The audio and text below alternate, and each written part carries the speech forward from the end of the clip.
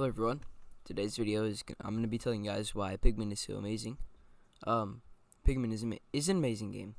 Even if you haven't played a game, it's impossible to ignore the amazing artwork, character design, and music. Although those are three amazing aspects that add a ton to the game and the gameplay. The gameplay is the real treasure. It really doesn't matter what type of games you like.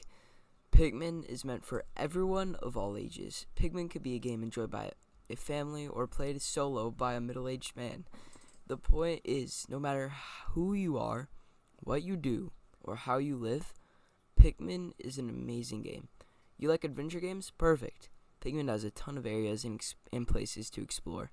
Oh, but you like action-packed games with tons of fighting and suspenseful music? Well, play Pikmin 2, which has some of the best mini-levels in any game.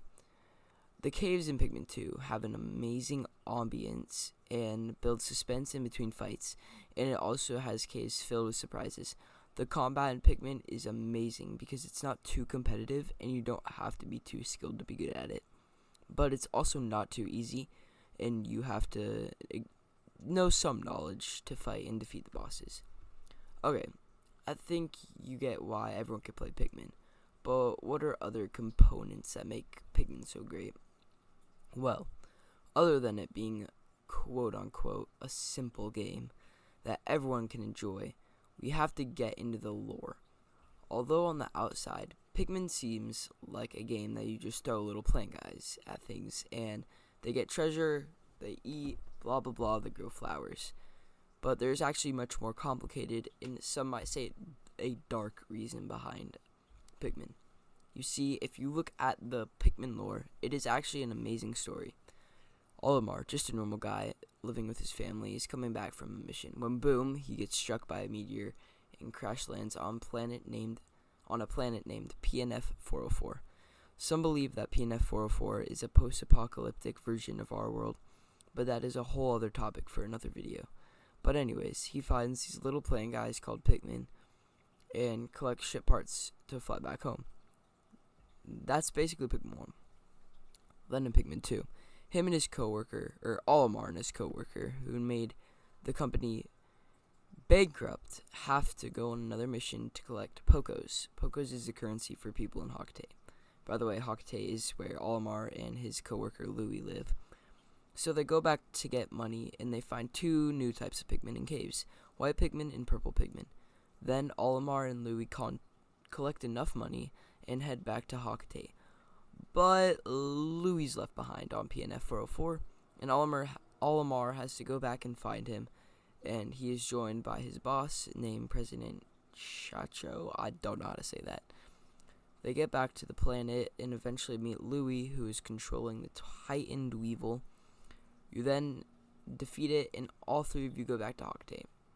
Alright, time for Pikmin 3. Three space explorers crash land on PNF 404. Alf, Brittany, and Charlie. After you go through a series of areas and boss fights while you are on your last bottles of juice, Louie comes in and takes them. Then you capture Louie thinking that he is Olimar because earlier in the game, after you defeat the behemoth Phosphat, Charlie reveals that Olimar has the cosmic drive key. That is the ship part you need to escape the planet. Louie finally wakes up from his nap, and the trio finds out that he is not Olimar. At the end of the game, you find Olimar, and you go to an area called the Final Trial, and Olimar gets kidnapped by the Plasma Wraith. By now, people have started creating conspiracies. One of the biggest ones is that the Umibozo theory, it has been confirmed by Nintendo just recently. So go look up a video on that. It'll help you a lot. But yeah, after you defeat the Plasma Wraith, you get Olimar back, and then you go back home to Hoctay. Finally, skipping over Hey Pikmin because there is no needed lore in that game. We get to Pikmin 4. And I will not be saying all the Pikmin 4 lore because it is probably more than all three of those games combined. So you could go look up a video for that. In Pikmin 4, we find Olimar again, and you get to be your own captain along with a rescue adventure squad, or a rescue squad, and a ton of things happen. A lot. But you could always look it up in another video, or someone can explain all of the game's full lore and detail. It's a lot more extensive than what I just barely covered. But yeah, I'll put some links in descriptions for some good videos. But yeah, I think that concludes our video on why Pikmin is such amazing games in such an amazing franchise. I could honestly go on for hours more, but if I let myself do that, then it would be a 3-hour long video, so I'm going to stop myself here. I hope this convinces some people to get into the Pikmin franchise, and as always, thank you guys so much for watching.